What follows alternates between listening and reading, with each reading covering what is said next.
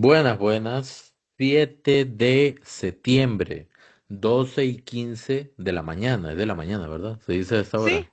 sí, de la Sí, madrugadita. 12:16 ya de la mañana. 16, ajá. El día de hoy se va a publicar a las 5 de la mañana este episodio de Convergencia, que Así es. corresponde al viernes 5, sábado 6, que fue ayer, Ajá. y el día de hoy, domingo 7. ¿Cómo está Ana Cris? Muy bien. Y vos, Richard, saludos a todos los costarricenses que nos acompañan y esperamos que disfruten de este capítulo madrugón que vamos a tener. Bueno, entonces iniciemos de una vez. El viernes, Ana Cris, ¿qué El pasó el viernes. viernes? Ay, el viernes, la comisión de levantamiento del fuero costarricenses. Muchos estuvimos a partir de las 8 de la mañana muy pendientes de todo lo que sucedió ahí. Por supuesto, los tres miembros de esa comisión, el diputado Daniel Vargas, la diputada Rocío Alfaro Molina y la diputada Andrea Álvarez Marín, que estuvieron presentes allí, y allí es donde muchos nos dimos cuenta de cuáles eran las posiciones de cada uno de ellos con respecto al tema político importantísimo que tiene que ver con el levantamiento del fuero del señor presidente.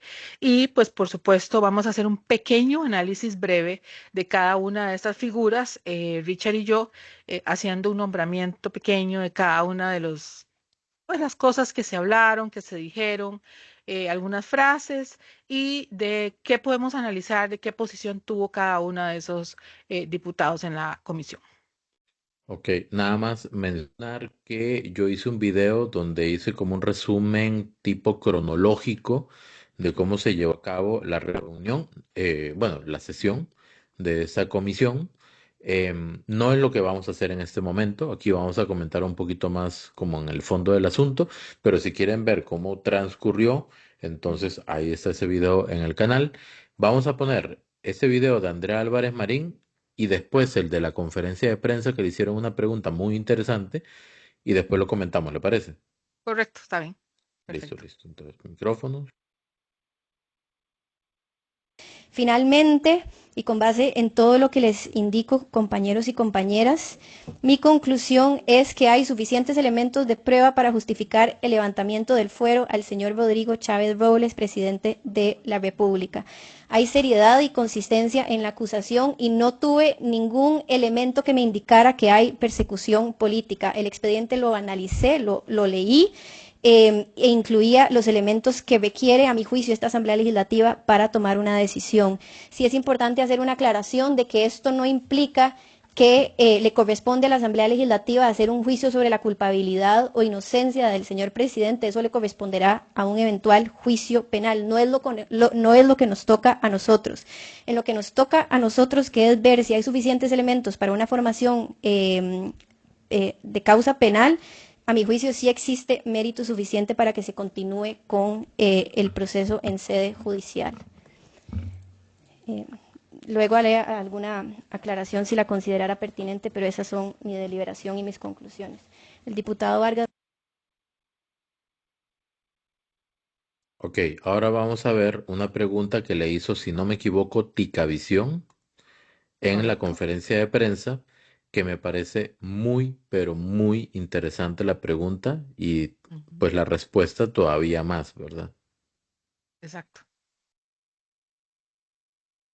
Ya sobre el manejo de la fracción le corresponde a la jefatura de fracción. Diputada, en mi canal Noticias Ticavisión, el señor Bulgarelli confesó que el presidente no sabía nada de esta situación y está ahí, y también lo dijo aquí en esta Asamblea Legislativa bajo juramento.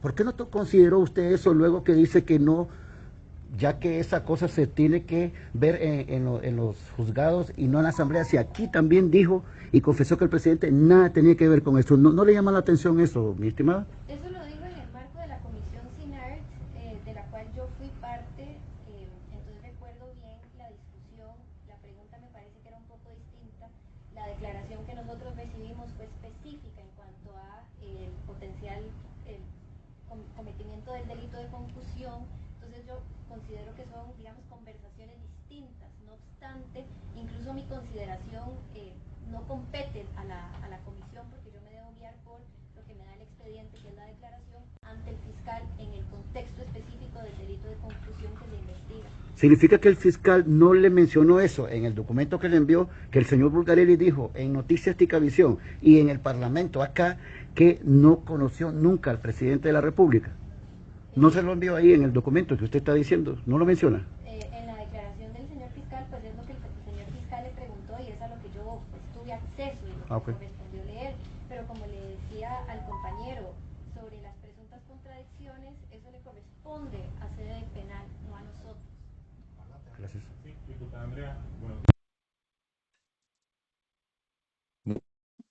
Ana Kelly, si Bueno, me permite, puedo hacer un comentario. Yo creo que ya en frío, analizando todo lo que pasó en la comisión, porque el mismo día viernes en redes había una mezcla entre enojo, algunos de susto, otros de zozobra, entre las personas que apoyan al presidente. Entre quienes no lo apoyan, pues me imagino que había celebración o aceptación, ¿verdad? Em, pero conforme se llevó a cabo la comisión, uno veía una actitud o una postura más bien de Rocío Alfaro Molina totalmente enfocada en justificar la necesidad de levantar la inmunidad o de recomendar el levantamiento de la inmunidad del presidente, a don Daniel Vargas, diputado oficialista, y voy a ser muy objetivo con lo que voy a decir. Él se encargó de enlistar una serie de argumentos con un grado de lógica altísimo referente a lo que considera que invita a entender o razonar que el caso como está planteado no puede ser aplicado o no invita, vamos a ver, a recomendar el levantamiento de la inmunidad. O sea, como que el caso no está completo, no es fuerte, no es sólido. Pero la gran duda era qué iba a hacer Andrea Álvarez Marín. Esa era la gran duda, ¿ok? Porque se notó muy seria, muy tratando de ser muy objetiva, no hacía mayor comentario, sus intervenciones eran muy cortas, no se le veía que fuera para uno o para el otro lado, salvo cuando hicieron algunas solicitudes en votación para pedir ciertos insumos, como por ejemplo el criterio de oportunidad, ¿verdad? Del testigo de la corona o el acuerdo del testigo de la corona que ella votó negativamente, igual que Rocío Alfaro Molina.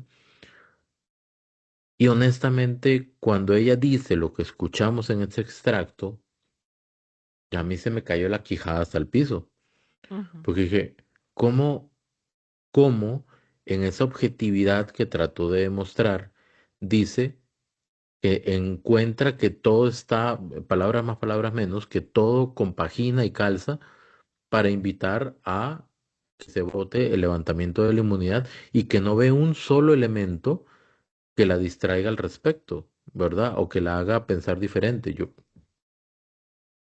O sea, a ver, son tantos elementos que se escucharon. No es que uno quiera que el presidente no se someta a este proceso, es que uno observa técnicamente lo que está pasando y uno dice, aquí faltan muchas cosas, faltan demasiados elementos. Entonces, uno diría, desde el punto de vista objetivo, la recomendación debería ser no levantar el fuero, no quitarle la inmunidad o levantarle la inmunidad al presidente. Pero cuando ella dice eso, yo me quedo así. Y cuando el compañero, colega de Ticavisión, le plantea esa pregunta tan clara, tan específica, tan y ella puntual. dice dos cosas. Uno, que la pregunta iba enfocada en algo diferente. Lo siento, no era la pregunta, fue la respuesta que dio Cristian Bulgarelli, total y completamente ligada a este caso. ¿Ok? Y a esa pregunta. Exacto. O sea, digamos que la pregunta haya sido otra, pero lo que él declaró calza con el caso. Solamente que de manera opuesta, porque después fue a la fiscalía y cambia el testimonio, Ujú, supuestamente, ujú, ¿verdad? Y lo otro es que dice que ella se tiene que remitir a lo que dice solamente el expediente. ¿Cómo se perdón. puede borrar del pasado que Cristian Bulgarelli estuvo ahí en la asamblea, en una comisión, bajo juramento y dijo algo completo y totalmente diferente a lo que está diciendo en la fiscalía. Una comisión en la que ella también estuvo presente.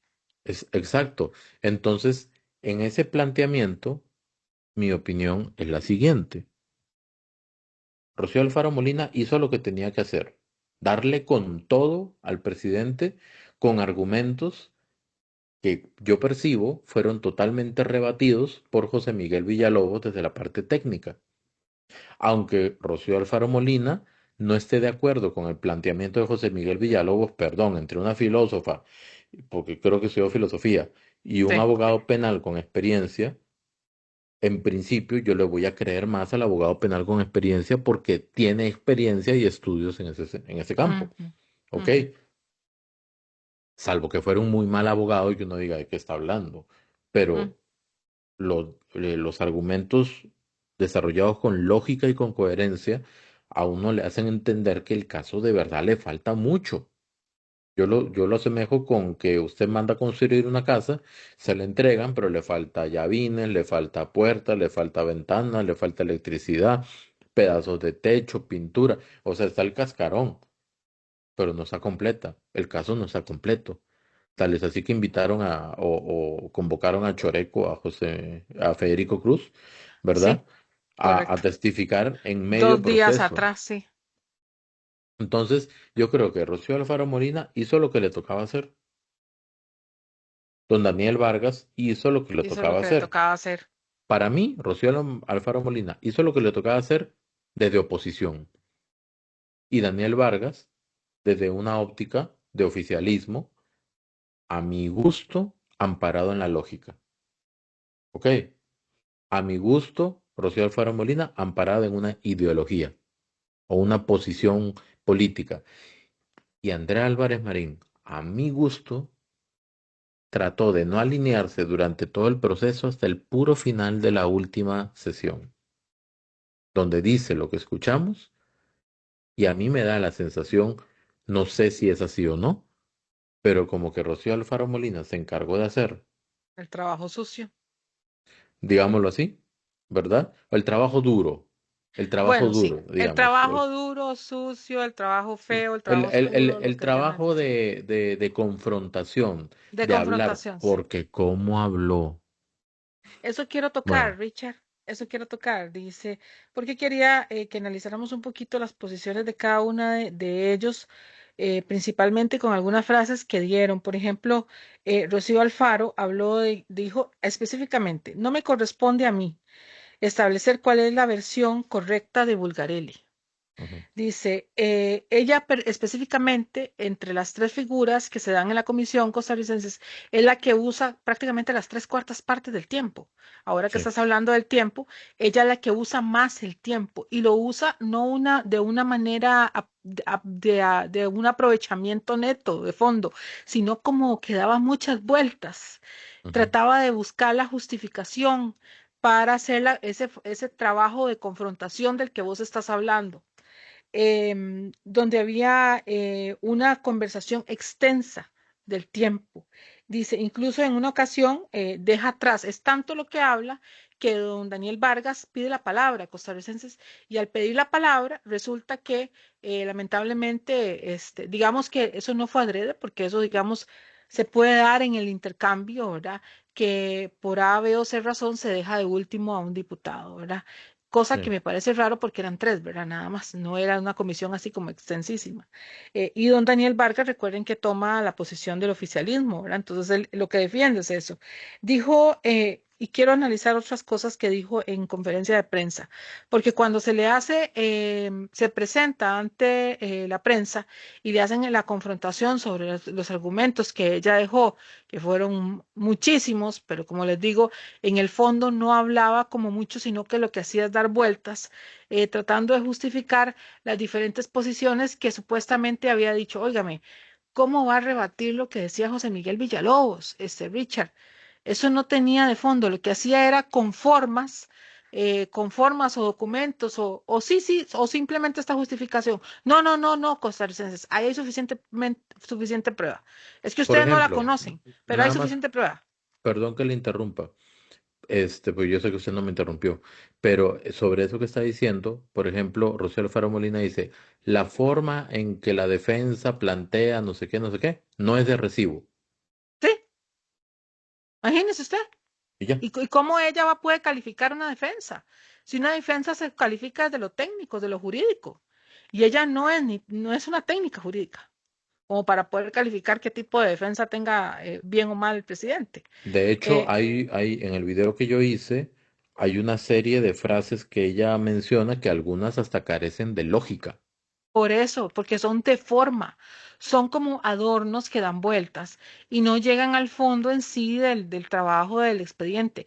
Lo que tratan es que hacer es una justificación retórica y retórica y retórica ¿de qué? De lo que da el fiscal. Y una justificación de que sí, sí, sí, sí, hay suficiente prueba y lo que dice el fiscal está bien y ya, vámonos. Eso fue todo. Y por cierto, que aquí, cuando llega a la conferencia de prensa, si querías hacerle la salvedad que utiliza constantemente verbos como estos. Escuchen esto.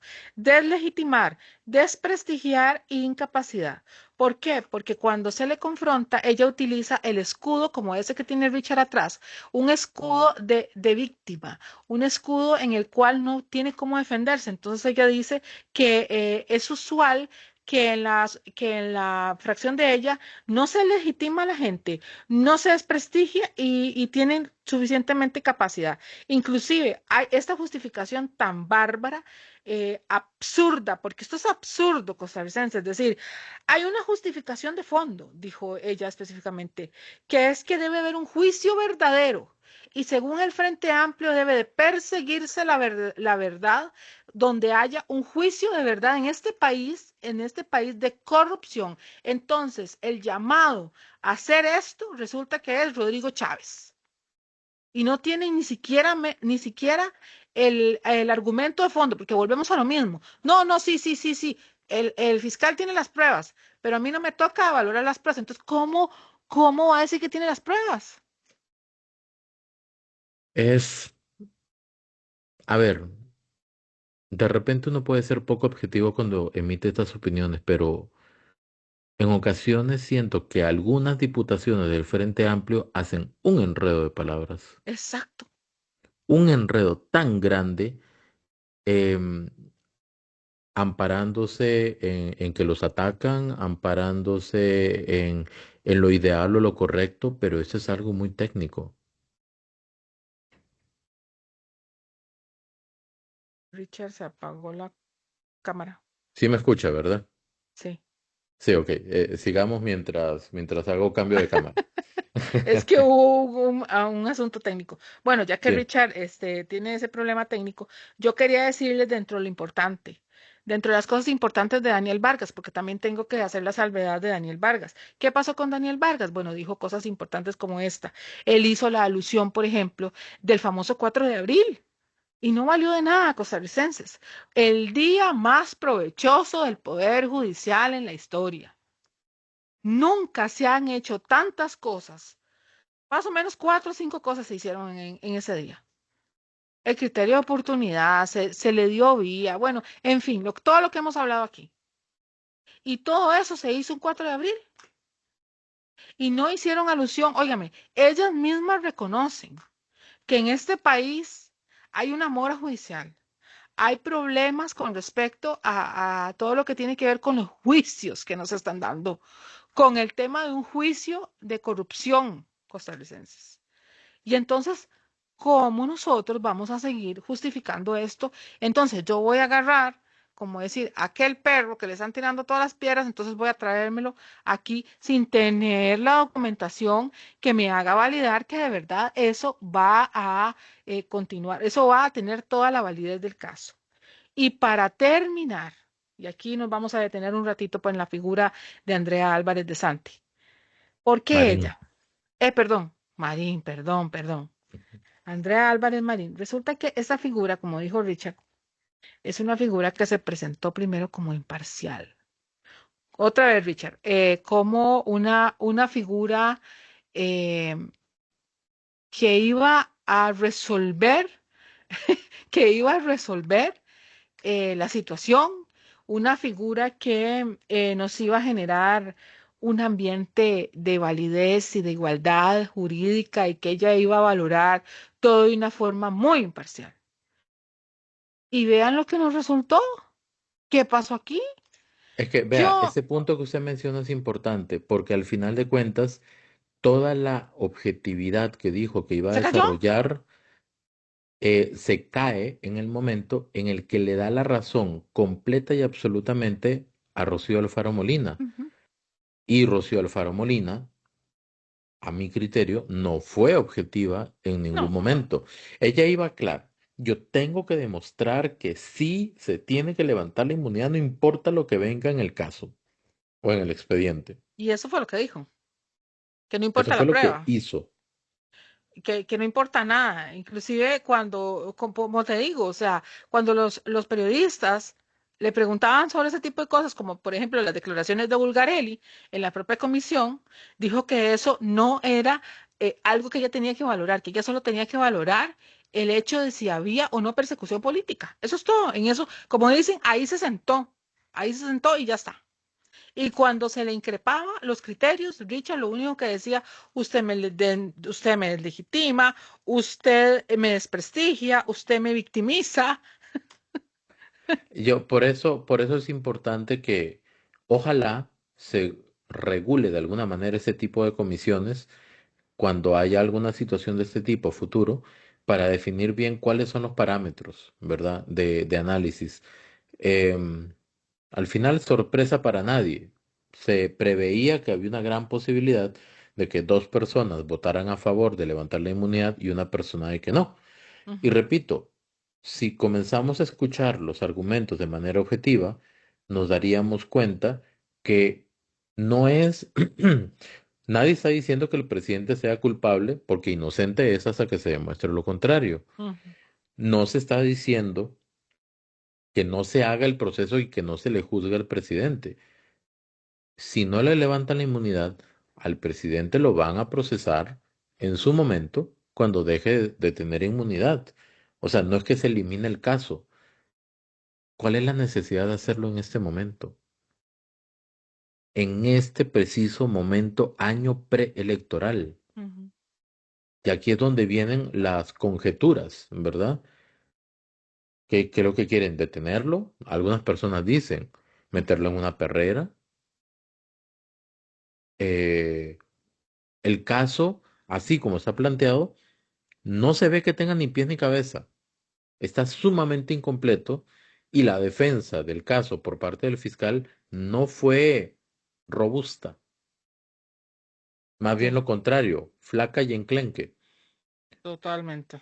Entonces, eso fue lo que pasó al final de cuentas el viernes y So- vamos a solo una esperar cosita, ahora, solo sí, una nada más cosita. esperar que lleguen los informes, ¿verdad? Que Sí. seguramente serán dos.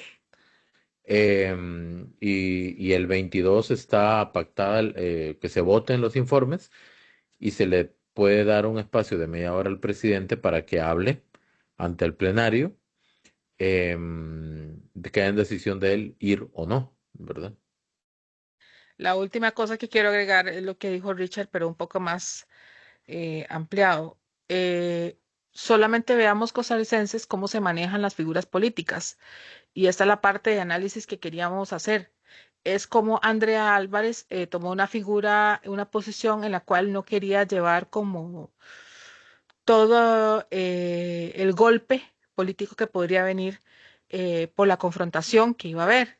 Entonces, Sí. como dicen, se quitó, se bordeó y la que llevó eso, pues obviamente fue Rocío, ¿verdad? Y el Frente Amplio. Porque obviamente en la tarde había muchísima molestia de parte de la población hablando del tema del Frente Amplio y las diversas opiniones negativas con respecto a esto, sobre todo porque ella representa el Partido de Liberación Nacional y tienen pronto temas de internos con respecto al Partido de Liberación Nacional. Entonces ella tomó una posición al principio imparcial, como dicen, para des- desligarse un poco del golpe político que iba a tener la confrontación para Rocío Alfaro Molina. Eh, no sé. Ahí se percibe una atmósfera de política electoral muy grande, muy fuerte y muy espeso, ¿verdad? Muchos cálculos hay ahí, sí. Sí. Y Bueno, bueno, nos eurobonos. vamos, eurobonos, correcto. Nos vamos a ir a eurobonos porque este es un tema importante costarricenses en el cual nos tenemos que enfocar. Hay consecuencias si los eurobonos no se aprueban y queremos ponerlos porque ha habido una no atención, por no decir otras palabras, de parte de la oposición a la insistencia del oficialismo de una deuda que se tiene que pagar sí o sí de vencimientos. Y el oficialismo resulta que, como dicen, se ha hecho de la vista gorda y le ha dado largas y largas y largas al asunto. Ya hemos hablado aquí de cómo se utiliza el tema del presupuesto y ojo, lo están juntando. Ojo, ojo los 3 puntos. Uno, la megacárcel. Dos, el presupuesto y tres, los eurobonos. ¿Qué están alegando aquí estas siempre, las mujeres, siempre la figura femenina? Porque vean cómo golpean. Empiezan a decir que supuestamente el gobierno está dejando sin una serie de partidas, elementos económicos que se iban a utilizar en ejecución para lo que tiene que ver el presupuesto anterior y que ese no se ejecutó y que cómo no se utilizó. Entonces, esta señora Vanessa, ay, se me olvida el apellido, bueno, Castro. Vanessa Castro y la otra que es la otra que golpea un poco más fuerte porque esa tuvo un control político de prácticamente 10 minutos, que es la señora Montserrat Ruiz, donde empieza a hacer un desglose muy detallado de parte de la diputada sobre el tema social y de los sinnúmeros de elementos que se quedaron sin presupuesto y de que cómo era posible que sí era necesaria la megacárcel, pero no al costo social que iba a quedar el país, etcétera. Entonces, y por último, pues por supuesto, el tema de eurobonos, para que no sean aprobados, e inclusive lo deja muy claro la señora Montserrat Ruiz. Inclusive en el control político hace validar cosas como electoreras, como el tema de Naranjo, diciendo que los famosos aquellos, los retrotraigo porque se ha tocado aquí, los famosos permisos de lo que se dio con el proyecto La Esperanza, se dieron sin permiso. Ojo, ojo al dato, eso lo dijeron en ese control político, ahí que por tema tiempo no lo podemos mostrar, pero sí sería interesante que el que quiera ir a verlo, cosa que a mí me gustaría ver los documentos porque supuestamente el Ministerio de la Vivienda dijo que sí habían permisos, entonces eso sería importante después verlo, pero este es el caso de Eurobonos que queremos mostrarle para ponerle el ojo a esto y buscar que estas diputaciones, que son nuestra representación, voten por eso que es necesario. Nada más, ahí recalcar, ¿verdad? Los eurobonos es la posibilidad que tiene el país de cambiar deuda cara por deuda barata. ¿Ok? Ujú. Si el país se endeuda afuera, siempre se tiene que endeudar. Para tener plata y completar el presupuesto anual, hay que endeudarse. Si se endeuda dentro del país, con entidades financieras, por ejemplo, la deuda es muy cara, menos plazo, cuotas más altas. Si se endeuda afuera, son deudas a mayor plazo, un plazo más largo, con cuotas más bajas e incluso los intereses más convenientes también. Es lo mismo que cuando se pide o sea, las mismas consideraciones que en el momento que se pide un préstamo a un banco, por ejemplo, ¿verdad? De manera individual, uno de nosotros. Entonces, eso sí hay que tomarlo en cuenta y en consideración. ¿Por qué? Porque si el gobierno logra concretar el tema de los eurobonos, tiene más liquidez, es decir, más dinero disponible para poder atender los gastos propios del país. Cuando se hace alusión desde la parte política, y aquí hay que tener una distinción clara, en la asamblea hablan políticamente. Ahí la técnica se va a un segundo, tercer, cuarto, quinto plano. ¿Ok? Hablan políticamente. Muy bonito decir, sí, hay que invertir en esto, en esto, en esto, en eso. Sí, está bien. Yo creo que nadie va a estar en contra de invertir en la parte social, en seguridad, en educación, etcétera. Pero una cosa es decirlo sin tener los números aquí y otra cosa es llevarlo a la mesa en blanco y negro. Es decir, sí, sí se puede invertir en esto, en esto, en esto, en esto, pero en esto, esto y esto no. ¿Por qué? Porque no alcanza la plata. Entonces, para que alcance la plata, se ocupa que se aprueben los eurobonos para que de esa manera la economía tenga más oxígeno. Y vamos a escuchar lo que dicen estas diputadas y posteriormente lo que dice el ministro de Hacienda. Control político tras control político, que los compañeros oficialistas hablen sobre algo social, hablen sobre educación y hablen sobre los diferentes problemas que enfrenta el país. Pero lo único que les ha interesado desde el día 1 es lo macroeconómico. Vamos a ver, podemos tener ni ver la macroeconomía como algo perfecto si no tenemos un equilibrio definitivamente en lo social. Un equilibrio en lo social. Nos estamos yendo para la porra. Costa Rica se está yendo en un hueco. Mientras esto, el Ejecutivo mantiene los gastos superfluos, mientras se multiplican los regalitos en plazas públicas, consultorías y programas clientelistas. Mientras las investigaciones están también señalando presuntos usos indebidos de recursos con fines electorales. ¿Por qué no revisan allí primero? ¿Por qué no revisan a los regalitos que se les están dando a las otras fuentes informativas? Que dicho sea de paso, creo que ni periodistas son. De priorizar, el gobierno insiste en nuevos préstamos, en más eurobonos, y hasta proyectos como el 24.281 para conseguir deuda sin autorización de esta Asamblea Legislativa. ¡Qué descaro! ¡Qué descaro! Anuncio desde ya mi voto en contra de este presupuesto extraordinario. De por sí los votos los tienen, la Comisión de Hacendarios lo pasó. No espero las felicitaciones del gobierno, no me interesan a estas alturas. Las generaciones futuras y el presupuesto del país queden en riesgo. No va a ser sostenible. Y esto obliga a que seamos responsables y la Asamblea Legislativa, de algún modo, a través de su control, hace o busca cómo ver esta conveniencia con el resto de las actividades que... Porque la discusión de eurobonos, ¿verdad? La discusión de eurobonos o créditos de apoyo presupuestario, cada vez que entra esta Asamblea Legislativa, nos merece un análisis específico sobre la tasa de interés, sobre las implicaciones en el tipo de cambio.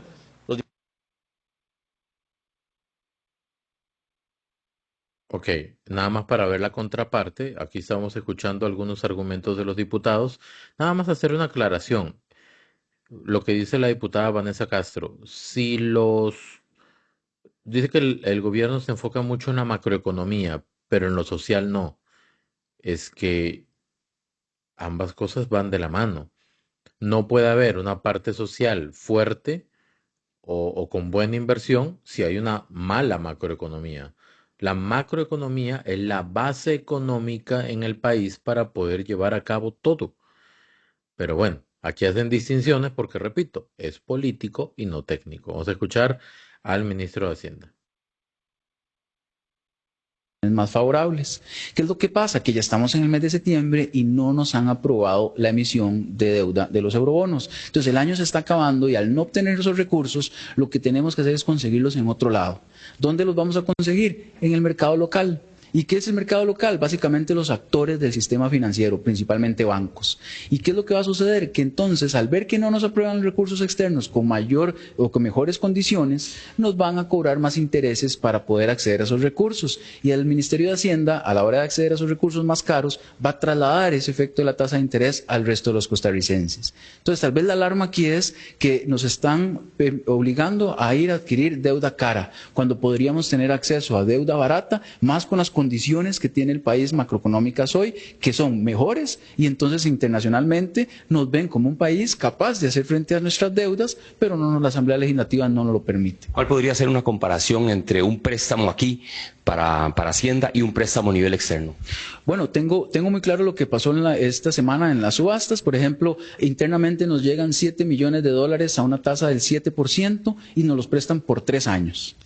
Internacionalmente nos pueden ofrecer $1.000 millones a una tasa del 6%, pero durante 10 años. Entonces, si una familia llega a comparar esto a la hora de adquirir un crédito de vivienda, un vehículo, y hace esa comparación, claramente el préstamo a una tasa más alta y solo por 3 años, le va a representar una cuota bastante más alta en su crédito.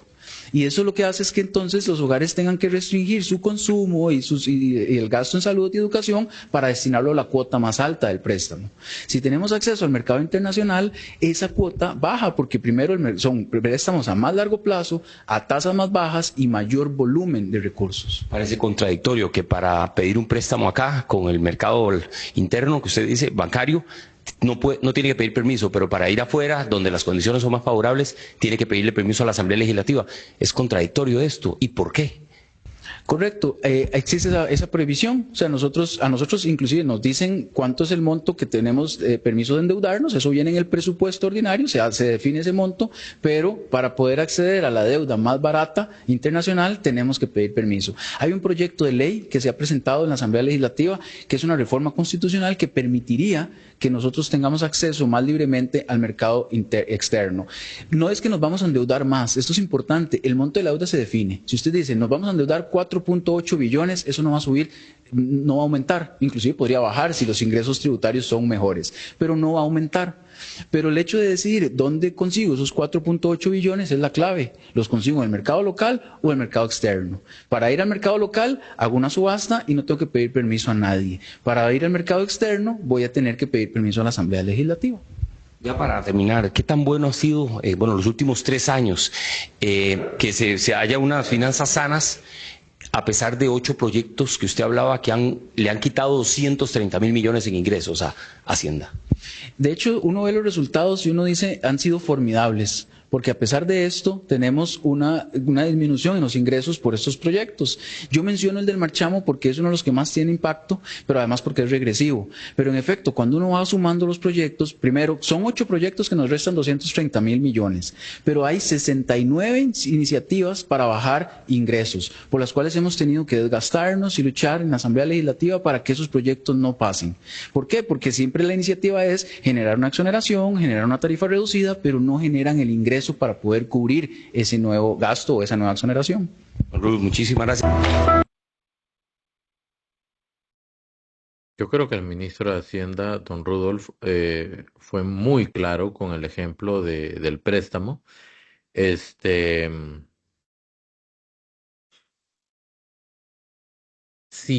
en una explicación tan clara, porque son dos cosas, si en una explicación tan clara los diputados no entienden la importancia de aprobar esto, y el número dos, que puedan entender los futuros diputados, me imagino, porque esta asamblea seguro no lo va a ver, la importancia de modificar la Constitución para que Hacienda, dentro del monto del monto presupuestado para deuda, pueda trabajar libremente en eso. Exacto. Ujú. Si no lo comprenden es porque lo que quieren tener es al gobierno aquí agarrado, Exacto. ¿verdad? ¿Y por qué es importante que tenga esa libertad de Hacienda? Porque son subastas Ujú. y las subastas no están siempre disponibles. Como toda subasta, una buena oferta puede salir ahorita, una buena oportunidad de préstamo, pero si no lo tomo ya, mañana o más tarde, se acabó esa opción y hay opciones más caras. Entonces es ahí donde Hacienda debe tener esa flexibilidad y esa libertad para poder actuar. Pero no sé, como en la política, Ese es el problema. cualquier motivo es bueno para hacer un tipo de chantaje, ¿verdad? Ok, yo quiero hacer 2 aclaraciones.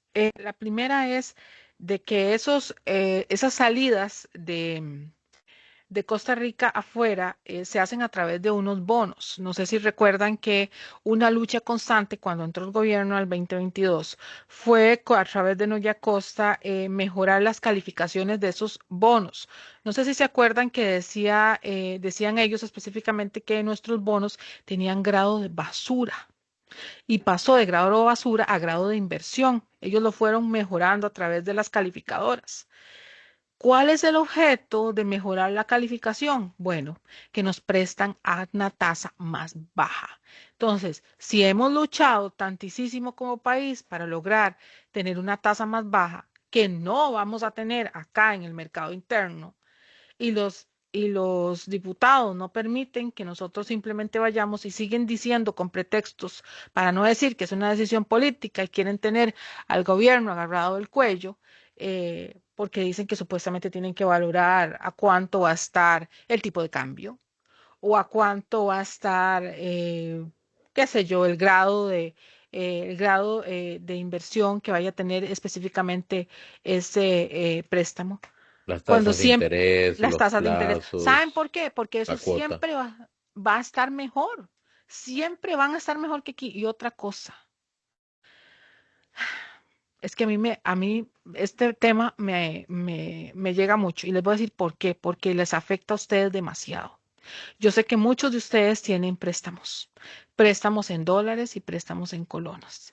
Resulta que si el gobierno pide los préstamos aquí a nivel interno, y voy a ser necia con respecto a esto, se va a acabar el dinero. No va a haber dinero para prestar y eso va a afectar la tasa básica pasiva, que es la que marca el Banco Central de Costa Rica a través de cuánto va a estar un préstamo específico. Entonces, ustedes cuando vayan a pagar el próximo préstamo que tienen ya prospectado a tantos años, obviamente el interés va a aumentar. Entonces, ustedes lo van a sentir en sus bolsillos, van a tener menos liquidez acá porque ya no van a ser 200.000 colones, van a ser 220.000, 250.000 colones. Por esa diferencia, solamente por una decisión del gobierno. Y el otro tema es el tipo de cambio del dólar. Hay muchos préstamos que cuando uno los negocia o los asume, dice los primeros 3 años, los primeros 5 años con tasa fija. O sea, la tasa no va a variar. La tasa de Exacto. interés, ¿verdad? El Sí, porcentaje. generalmente se hace así. Pero después la tasa queda libre. Y queda libre de muchos atenuantes, entre ellos lo que Ana Cris acaba de decir, y eso pues podría afectar bastante. Entonces, es algo muy sencillo. Los diputados nada más tienen que darle la vía libre al gobierno para que pueda negociar desde la parte técnica bien el tema de los eurobonos. Ahora, la, la historia, la historia de los últimos 3 años y medio demuestra de que las decisiones que se han tomado con respecto a los eurobonos han sido buenas. Ujú. Ha habido ¿Cuál es, estabilidad. cuál es el tema? Yo escucho el tema de los eurobonos hace que como 2, 3 meses Ujú, o más ujú. y no se avanza. No, Entonces, no sé. Es un tema político que ellos se hacen oídos sordos y dejan para... es un tema técnico cuya decisión la toman los políticos. Eso es Sí, lo que no ese está es el bien. problema. Ese es el problema. Debería tomarlo un técnico, no un político esto, sinceramente. Exacto.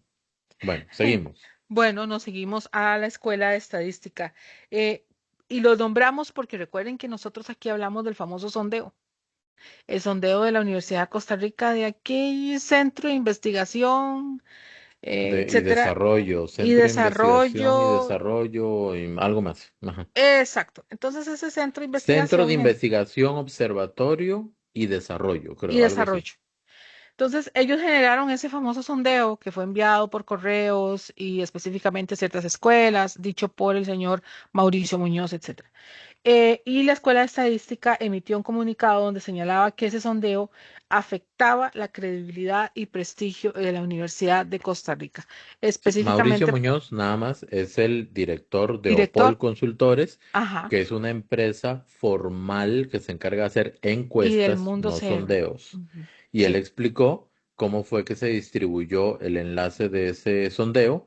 De hecho, el encargado de ese proyecto dijo en Amelia Rueda, con Mario Quiroz ahí presente, ajá, que él sabía de que habían pasado ese enlace entre chats de liberación. sí. O sea, no hay metodología, no hay un control para repartir equitativamente la muestra en todo el país, ¿verdad? Fue Que eso es totalmente libre. importantísimo para garantizar que por eso es lo importante de un sondeo a una encuesta. Una encuesta te garantiza ser una muestra de la población. Recuerden que nosotros somos una población muy distinta, con opiniones distintas, con orígenes culturales diferentes, con objetivos distintos, en fin. Y entonces, ¿qué hace una encuesta? Tratar de ir a tomar ahí presencialmente, esas opiniones que tienen esas diferentes burbujas de personas que conforman a este país. Eso es precisamente lo que quiso decir la Escuela de Estadística y que eso pues generaba una falta de credibilidad, sobre todo porque recuerden que también ahí hay otra encuesta que se llama el del CIEP, ¿verdad? Que es así, es seria. Entonces, pues ese sondeo pues no genera eh, estabilidad en ese sentido. Sí, la UCR tiene distintas escuelas u órganos, digámoslo U así. órganos internos, El, sí. el Centro de Investigación, Observatorio y Desarrollo es uno, ¿ok? Ujú. Y yo lo sostengo. Ese sondeo no tenía ninguna razón de ser. No tiene ninguna utilidad académica, porque la metodología no existe. Ujú. El CIEP también es de la UCR, pero es aparte, Sí. es diferente, ¿ok? Y la escuela de estadística, pues como es de estadística, le pide justamente al CIODD, al Centro de Investigación, Observatorio y Desarrollo, de que no hagan esos sondeos, porque afecta la credibilidad. Pero el señor Murillo, del CIODD, insiste en que son importantes. Ese sondeo no sirvió para nada más que para hacer memes y burlas. Es en serio, porque no tiene estructura, no tiene metodología.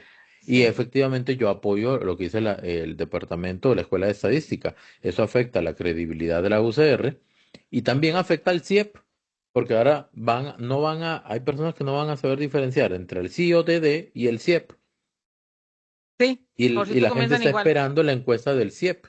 Sí. Y que Entonces, por cierto comienzan igual, entonces eso se puede dar a confusión. Entonces hay que hacer esa aclaratoria después cuando vuelvan a sacar cualquier tipo de encuesta de parte del CIEP, sobre todo, ¿verdad? sí. Porque ya yo creo que ese sondeo no vamos a tomarlo en cuenta por la falta de seriedad. Después quiero contarles lo que ya pasa a partir, bueno, de todo lo que ha pasado hoy. Se dio el tema de la Asamblea Nacional de San Ramón, óigame, la número 11 y no tuvo quórum. Alrededor de 43, poco más, poco menos, delegados fueron los que lograron conjuntar, digamos, en el Partido de Liberación Nacional. Salió al paso, creo que él fue el jefe de campaña, que en ese momento no recuerdo el nombre de este señor, y dijo que por lo menos había un avance porque ya no se presentaban de 11 a menos de 10 delegados, sino que ya ahora lograban tener 40, 40 y tantos.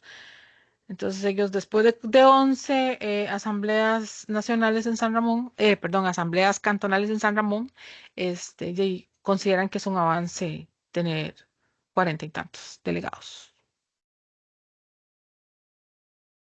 Y nos Bueno, vamos de una vez para la asamblea también que se dio hoy del partido aquí Costa Rica Manda, donde se presentaron una serie, parece ya bueno, primero, ya hay candidato, con vicepresidentes también, y después también tenemos el tema de las agrupaciones de las diferentes diputaciones por provincia. Ya tenemos nombres de candidaturas para las diferentes provincias y acá tomamos una nota de Colombia donde genera una serie de información donde podemos ver y vamos a nombrarlo, Richard. sí, Eh, sí, si gusta, por aquí comento. Bueno, obviamente candidato a la presidencia es Ronnie Castillo y en la primera vicepresidencia está Heysel Arias y en ujú. la segunda el abogado William Anderson, ¿verdad? Ya eso más o menos lo habíamos escuchado anteriormente.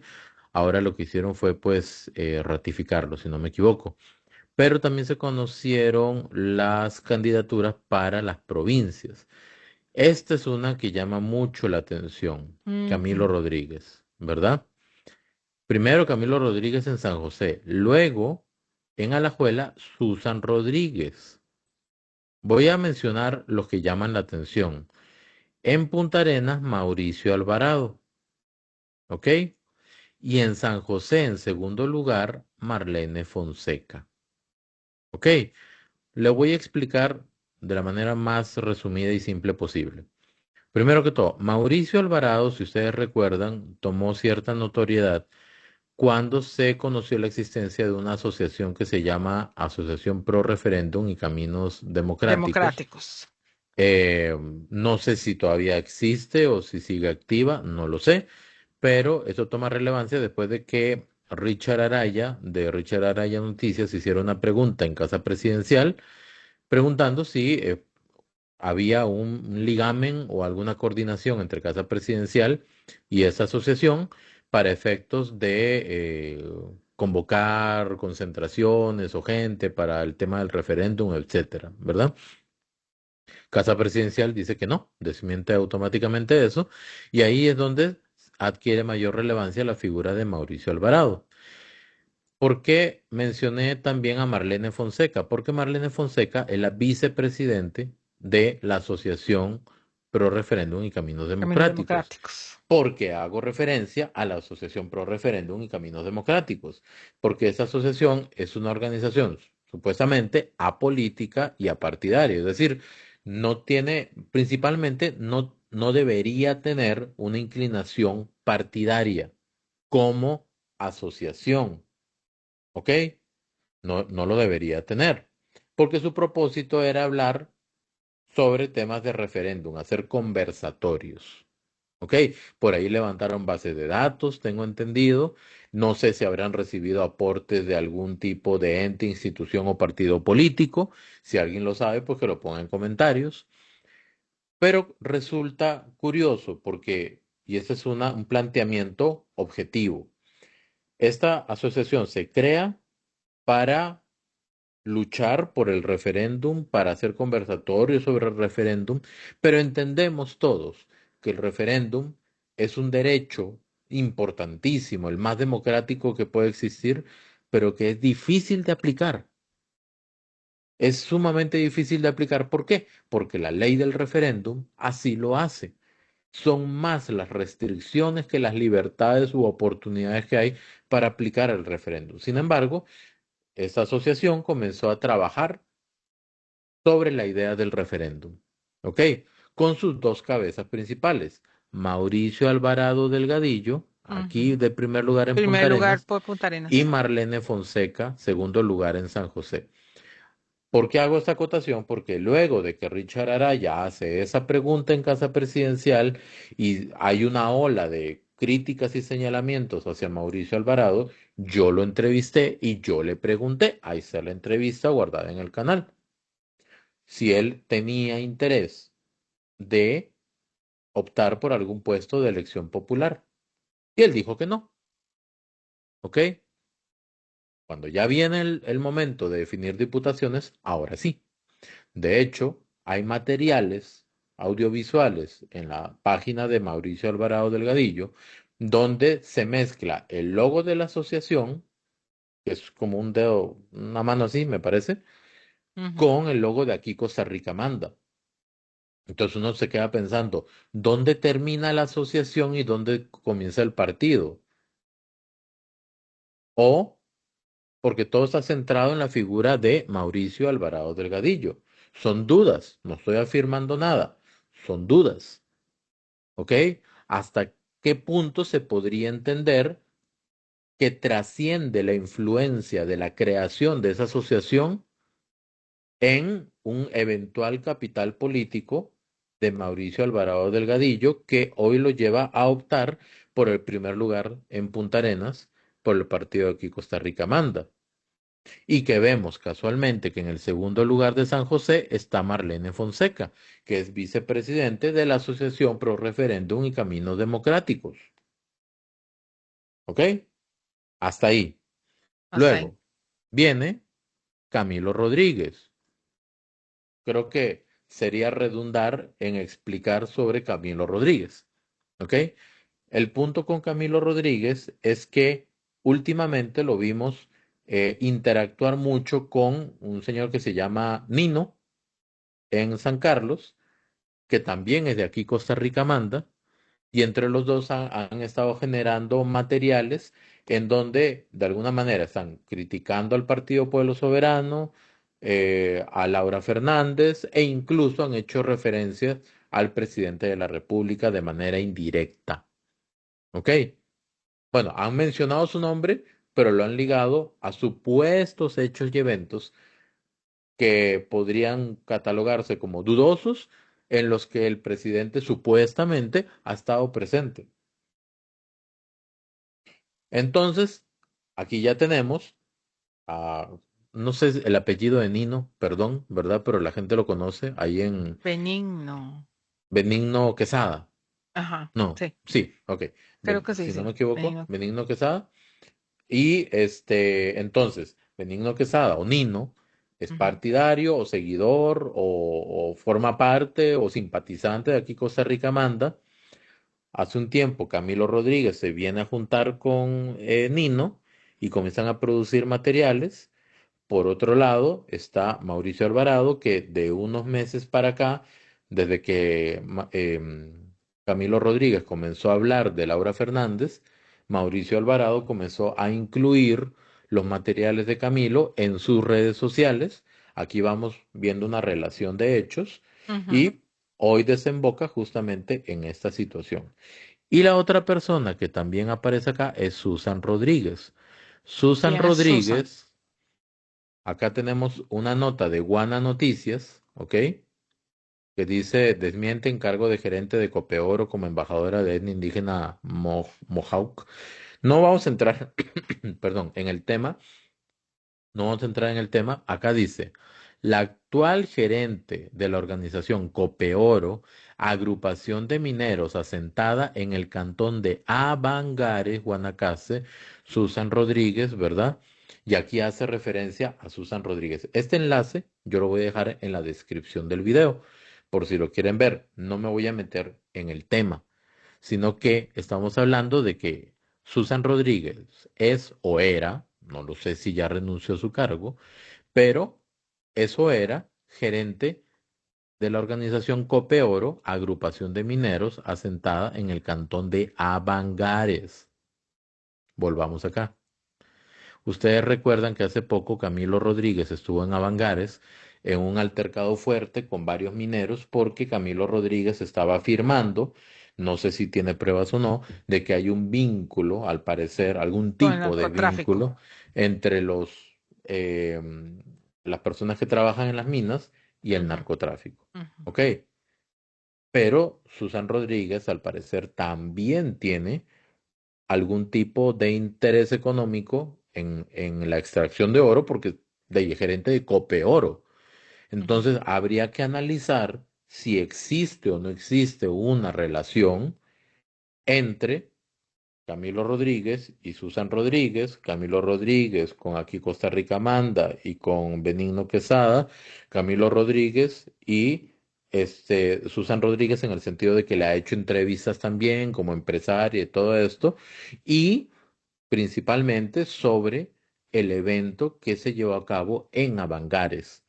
Evento no, el altercado que se llevó a cabo en Avangares entre Camilo Rodríguez y las personas que trabajan en las minas de oro. Cuando uno ve este esquema, entonces uno comienza a cuestionarse cuáles han sido los eventuales posibles ligámenes que hay entre diferentes figuras y eso que no sabemos más sobre otras personas, pero desde la perspectiva de los preparativos anteriores, desde cuándo se vienen eventualmente trabajando en estructuras políticas que el día de hoy, Y en posibles ayer, del candidaturas. día de ayer, 6 de septiembre, Ujú. desemboca, se traduce o se evidencia en la elección de estos candidatos para las diputaciones del partido aquí Costa Rica Manda. Em, Quiero enfocarme en el caso de Susan Rodríguez y Camilo. Acá en Convergencia hubo un capítulo en el que hablamos de la situación, altercado o intercambio de palabras de parte de Camilo y los coligalleros que trabajan allí. E incluso hay uno que lo increpa y le dice que él no le va a permitir que hable de él porque primero está su nombre, que él no es ningún sinvergüenza y no sé cuánto. Allí, por ahí está donde nosotros hablamos precisamente de eso. Y en ese lugar, precisamente, en ese lugar estaba la señora Susan Rodríguez. En ese lugar específicamente, ella estaba allí. De hecho, la persona que se ve en imágenes que sale con Camilo y el otro hombre es el esposo de ella. Entonces, creo yo, presuntamente. Entonces, dicho esto, para que lo tomamos en contexto. Y bueno, lo de Mauricio y pues Marlene es así, ellos son parte de la Asociación Pro Referéndum y Caminos Democráticos. De los otros personas no tenemos conocimiento hasta el momento. Y bueno, esas son las cosas hasta ahorita de lo que generó la asamblea del partido aquí Costa Rica Manta. Ujú. Aquí no estamos afirmando absolutamente nada. Todo lo que se ha dicho son hechos. Yo no sé si en ese momento existe o no aún la Asociación Pro Referéndum y Caminos Democráticos, no lo sé. Ana Cris es testigo de que yo le he pedido entrevista a Mauricio Alvarado, no la ha querido dar, ¿ok?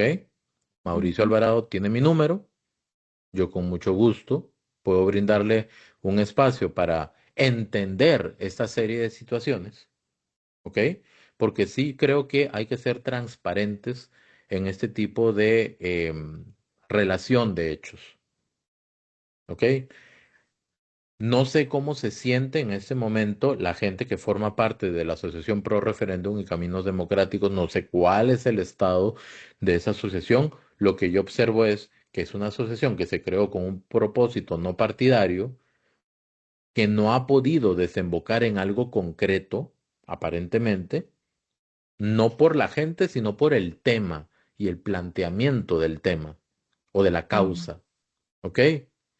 Y al mismo tiempo observamos que la persona que dijo que no tenía interés en un puesto de elección popular ocupa el primer lugar por Punta Arenas y no solo eso, la vicepresidente, Marlene Fonseca, ocupa el segundo Ujú. lugar por San José.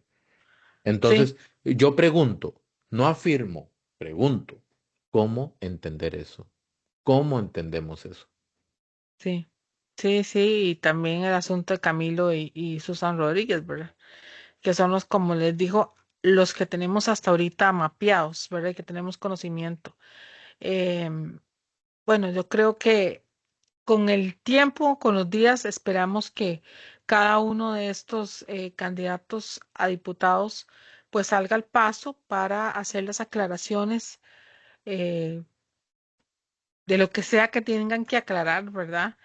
Y que puedan llegarle a las respectivas poblaciones de sus respectivas provincias. Ujú. Sí, Y el tema de lanzarse a una diputación, primero que todo, y eso es un comentario muy personal, no puede responder a un ego personal. No puede responder, y no estoy hablando de nadie en específico, ¿ok? No puede responder a un anhelo de poder. No puede sí, responder a un, no sé, un deseo personal de notoriedad, ¿ok? No no, puede responder a una aspiración económica no, o a comenzar a escalar en una serie de posiciones dentro de un esquema de poder dentro del Estado. Las personas que lleguen a una diputación deberían tener claro la responsabilidad que tienen y el tema de representatividad. exactamente. ¿Ok? Eso es lo que debe estar claro. Y cuando suceden este tipo de cosas, surgen dudas. ¿Y está mal Sí. que surjan dudas? No, No, no, no. O no, no, no, sea, no, no, no, no, no, es no. normal que la gente quiera entender. Y yo le planteé cuestionamientos, personalmente yo le planteé cuestionamientos de este tipo a Mauricio Alvarado Delgadillo y no me lo respondió. Y le dejé abierta la opción a una entrevista. Y han pasado meses y eso no ha sucedido. La invitación está abierta. ¿Para qué? Para entender hasta dónde Mauricio Alvarado Delgadillo es presidente de la Asociación Pro Referéndum y Caminos Democráticos, Ujú, hasta ujú. dónde es ahora candidato. ¿Ok? ¿Dónde se diferencia una cosa de la otra? ¿Por qué crea materiales para sus redes? Que son sus redes, puede publicar lo que le dé la gana. Pero ¿por qué crea materiales en los que se mezclan ambos logos? Sí, Eso de verdad crea un ambiente de ambigüedad gigantesco. ¿Ok? Y yo no soy esquivo ni me escondo en el sentido de hacer preguntas directas. Yo quiero saber directamente si, y es una pregunta, Si la creación de la Asociación Pro Referéndum y Caminos Democráticos tuvo un propósito personal de crear un capital político a lo largo del tiempo para posteriormente optar por un puesto de elección popular. Eso es lo que yo quiero saber. Y no quiero un sí o un no. Creo que la gente necesita entender eso. Quiero ver a la persona cuando diga sí o no y por qué. Sí. El contacto visual es importante y yo solo quiero agregar algo. Lo que hemos dicho aquí siempre. Vean, el hecho de solamente ya usted postularse a diputado, ya usted lo está haciendo una figura pública. Ya lo expone completamente como un libro abierto para que la gente entienda de dónde viene usted, qué es lo que ha hecho por su vida. Hay un tema de credibilidad, de valores y pues por supuesto el no inmiscuirse en temas judiciales también es importantísimo. Todos los partidos generalmente piden la hoja de delincuencia y pues por supuesto, como les vuelvo a repetir, el tema público. Ya usted no es una persona como un ciudadano costarricense normal, no. Solo el hecho de usted tener la valentía de querer ser candidato a, a una diputación ya implica que usted se va a ver inmiscuido en un tema público. Entonces ya usted ahí tiene que dar pues cuentas de todo lo que usted haga. Correcto. Ahí están las preguntas, ahí está el espacio abierto y ahí están los hechos. Sí. ¿Ok? Y a mí me encantaría que si alguien que forme parte de la Asociación Pro Referéndum y Caminos Democráticos ve este contenido o este material, pues que opine, ¿verdad? ¿Cómo está ese tema? ¿Cómo está la situación? Y bueno, entender. Ah, y voy a dejar una pregunta más en el aire, ¿verdad? Porque Mauricio Alvarado Delgadillo en sus redes sociales ha dicho que son un partido rodriguista y se identifican también como jaguares, Ujú. ¿ya? Entonces, a mí lo que me surge con eso es si efectivamente son rodriguistas o no, porque su presidente, Antonio Robinson, en una entrevista reciente, Ujú. no se identificó como tal. Dice que están de acuerdo con algunas posturas o decisiones del gobierno. Eso fue Ya lo que eso dice dijo. mucho, No está ya eso mal. dice mucho. Sí, pero no está mal, o sea, no tienen que estar de acuerdo, solamente que una cosa es que el presidente diga eso y otra cosa es que el hoy candidato al primer lugar por Punta Arenas diga que son jaguares y rodriguistas, o que ponga fotos con doña Pilar Cisneros, pero de hace 2 años y pico, Ujú. ¿verdad? Y si es así, ahí sí me surge la duda, porque aquí Costa Rica manda, no fue el partido elegido para ser la bandera principal del movimiento rodriguista, como lo es hoy Pueblo Soberano. Y dos, porque tampoco formó parte de la coalición. Sí. ¿Por qué no estaba dentro de la primer foto, aquella donde se anunció, que por cierto vos filtras, no, vos sacaste, siempre No digo eso, filtré, vos sacaste, me perdón. llegó y yo publiqué. Bueno, bueno, usted lo hizo, pero usted lo hizo, usted, Richard. Sí, sí, sí. Este, Pero, digamos, ahí habían varias agrupaciones, algunas se ¿y salieron por qué no estaba ahí?